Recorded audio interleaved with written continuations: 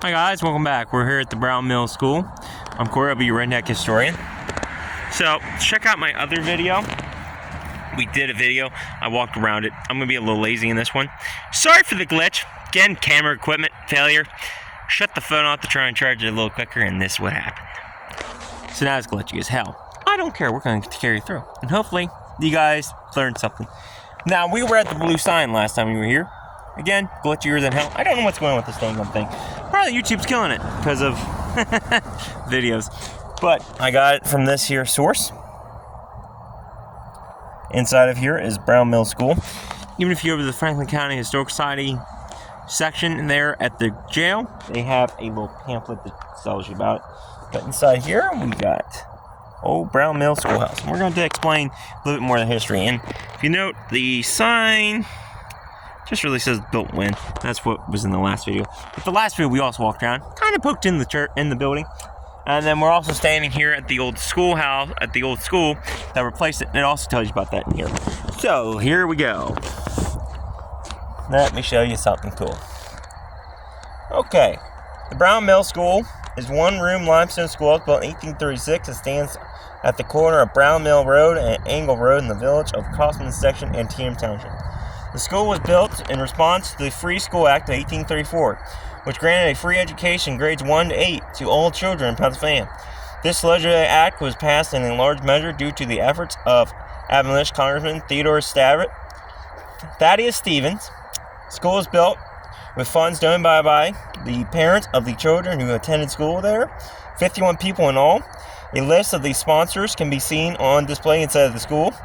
It remained and serves as a schoolhouse until 1921, almost 100 years. It was preserved by the efforts of the Browns Mill School Memorial Association and the Pennsylvania Historical and Museum Commission, and placed on the National Register of Historic Places in 1973.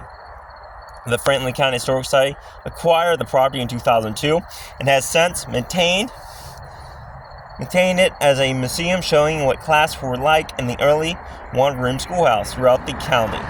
Immediately next to the school is the Brown Mill Presbyterian Cemetery. Before the school stood on this spot, there was a nearby colonial Presbyterian church. The church is long gone, but its graveyard remains. It is one of the oldest surviving and documented graveyards in Franklin County. A monument in the middle of the cemetery, placed by the Daughters of the American Revolution in 1935, lists the names of 17 burials of men who fought in the American Revolution. One name is American General James Potter, who was one of the 3 Revolutionary War generals from Pennsylvania. Another is James McLean, who was representative to the Continental Congress. The cemetery's oldest burials date from the 1760s. Franklin County Historical Society is currently working on restoration projects of this cemetery. Ground penetrating radar has located 22 unmarked graves in the possible site of the Colonial Presbyterian Church. The Brown Mill School is currently open for tours by appointment only. Call Franklin County Historical Society at 717-264-1667 for more information about visiting the Brown Mill School. I highly recommend you do. And it looks like it's pretty interesting. So again, some free resource here. I wasn't going to do a ghost video today, but it looks like we will. So, I'm going to quickly show you this 1926 video, I think is it. We're going to quickly show you that, get back on my truck, and, well, at least throw this back in the truck, and then maybe do a little ghost hunting tonight. Because they say they found 22 unmarked graves. Well, they may not be too happy. Like I said, we're not far outside of town. Right here is the town. And right here is the school that replaced Brown Mill's school in the 20s. Right? Nice. Guys, I'm lucky I can remember most of my history from school.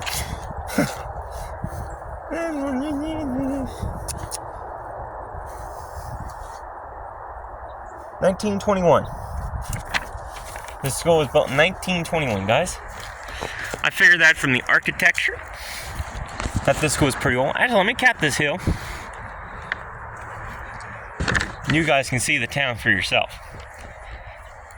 I don't even have to drive through this one. This is what I love about Pennsylvania. Right there's the town, guys. In all its glory. I think it ends right that building. Pretty much, that's the town. Guarantee you, that one there is a cabin. That one might be a cabin. It's hard to say. That one definitely looks like it might be a cabin.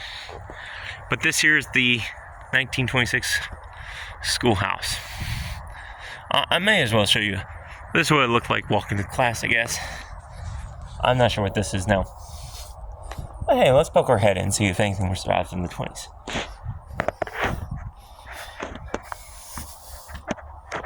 Sprouts. Must be an, okay. Must be an no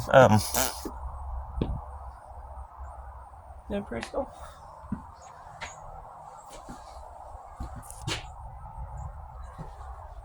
I don't want to take a chance. Anyways, that's the main entrance. I'm not gonna really focus on this one. Yeah, there you go. Alright guys, till next time, stay curious, stay adventurous.